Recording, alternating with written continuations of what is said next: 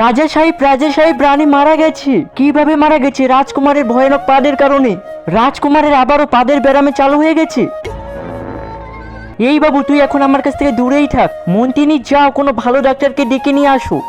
রাজা সাহেব, দুইটা ডাক্তারকে নিয়ে আসি। তোমাদের দুইজনের মধ্যে যে আমার ছেলে পাদের ব্যারামে ঠিক করে দিবে তাকে আমি বড়লোক বানিয়ে দিব।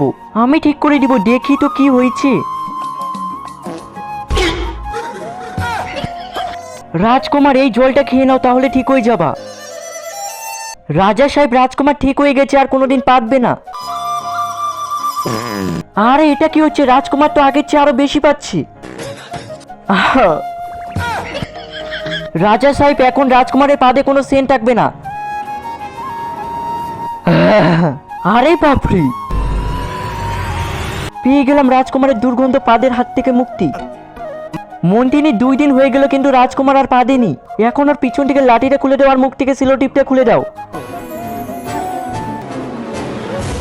আরে মন্ত্রিনী, রাজকুমার তো বোম পাত দিয়ে দিল।